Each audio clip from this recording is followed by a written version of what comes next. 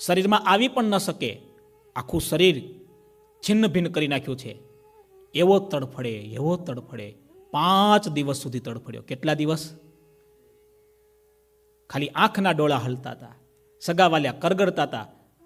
મેઘજીત, અમે ભગવાન સ્વામિનારાયણને બોલાવી લાવીએ, એ બહુ સમર્થ છે, એ સારું કરશે તારું. નહીં, આંખના ડોળાથી પાછો ના પાડે. બોલો, આને શું કહેવાય? અતિ અનમ્રતા નમતન લેસા. પણ એ તો ભગવાન હતા, ન મરવા દીધો ન જીવવા દીધો. ભગવાનને પોતાનું ઐશ્વર્ય સ્થાપિત કરવું હતું. થયું શું ખબર? 5મા દિવસે ઢીલો પડી ગયો. સગાવાલને કીધું હવે બોલાવો. પછી તો મહારાજ આવ્યા, દયા કરી. પણ આને શું કહેવાય? અતિ અનમ્રતા. માણસ અક્કડ બને છે ને ત્યારે એટલો બધો અક્કડ બને છે, એટલો બધો અક્કડ. આપણા શાસ્ત્રોની કેટલી કથાઓ છે. મેં શનિવારે વિડીયો બતાવ્યો હતો 1-2 મહિના પહેલા, દુર્યોધનનો, મહાભારતનો છેલ્લો પ્રસંગ. એકાદ વાર મહાભારતની ઓરિજિનલ કથા તમે વાંચી હોય, સાંભળી હોય.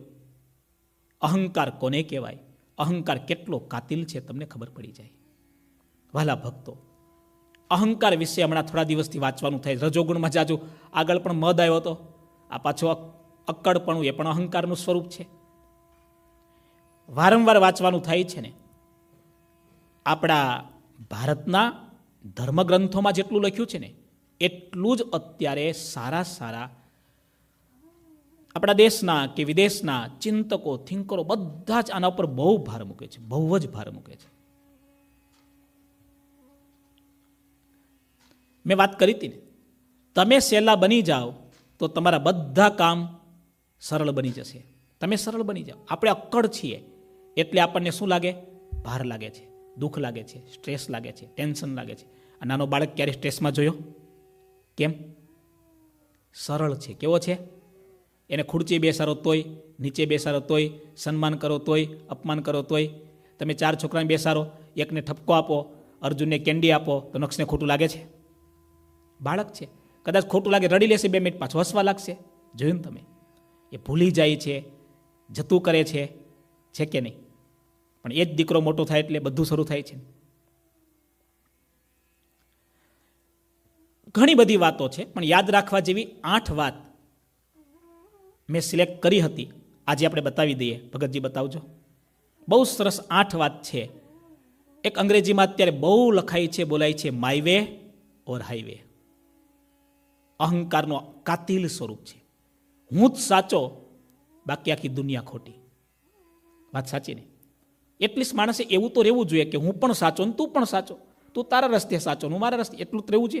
ના, હું જ સાચો. 8 વાત સાંભળજો. આગળની વાત બતાવજો. આ સંદેશ છે, આના ઉપર એટલું બધું લખાયું છે. Eco friendly, ego friendly. આખી દુનિયા અત્યારે ઇકોસિસ્ટમની વાત કરે છે. વાતાવરણને બચાવો, પર્યાવરણને બચાવો, વન સૃષ્ટિને બચાવો, પશુ સૃષ્ટિને બચાવો. માણસ એકલો જીવીને શું કરશે?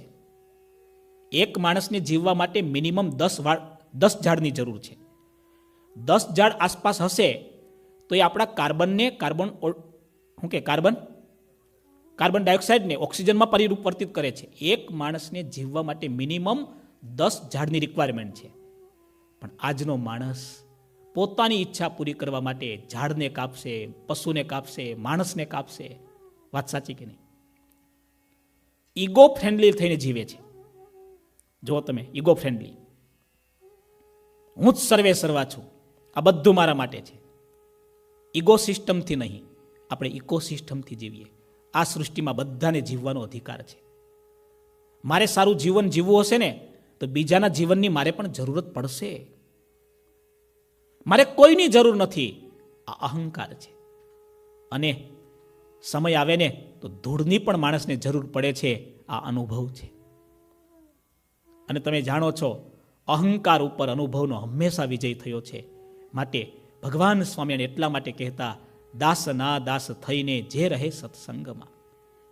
ભગવાન શરીરનું દાસપણું કેવું આપણે આગળ શ્રવણ કર્યું હતું. પોતે ભગવાન હોવા છતાં પોતાને એક નાનામાં નાના હરિભક્ત એની ભૂલ પોતે સ્વીકારી, એના ભૂલ વતી પોતે માફી માગવા ગયા. એટલું નહીં, જૈન મુનિને દંડવત કર્યો. વિચાર તો કરો. ભગવાન હતા તો પણ માફી માગી. એકવાર એક હરિભક્ત એને બીજા હરિભક્ત સાથે પ્રોબ્લેમ થયો. આ સત્ય ઘટના કહું છું. સંતો વચ્ચે પડ્યા, બે હરિભક્તો સંતો સાથે જોડાયેલા. બેને સમજાવ્યા. પેલા હરિભગત કે પેલા માફી માગે, તો પેલા હરિભગતે માફી પણ માગી. ફરીવાર એને રિક્વેસ્ટ કરી, માફી તો માગી, પણ એકલા ઘરમાં આવીને કહી ગયા સોરી. એમ થોડું ચાલે, બધા વચ્ચે કેવું પડે. સંતોએ થોડા એમને વધારે સમજાવ્યા. પેલા હરિભક્ત બિચારા એવા સરળ, બધાની વચ્ચે એને એકવાર 8-10 જણાના પરિવારના બેઠા હતા, બધાની વચ્ચે કીધું, ભાઈ સોરી, હવે ભૂલી જાઓ, આપણે એક પરિવારના છીએ, ભાઈઓ છીએ, આપણા દીકરાઓ ઝઘડ્યા, આપણે ઝઘડ્યા, કેમ ચાલે? ત્યારે તો કંઈ બોલ્યા નહીં. થોડા દિવસ પછી બીજા હરિભક્તોએ વાત કરી કે સ્વામી, પેલા ભાઈ તો આટલા માણસોની વચ્ચે સોરી કહેવા આવ્યા,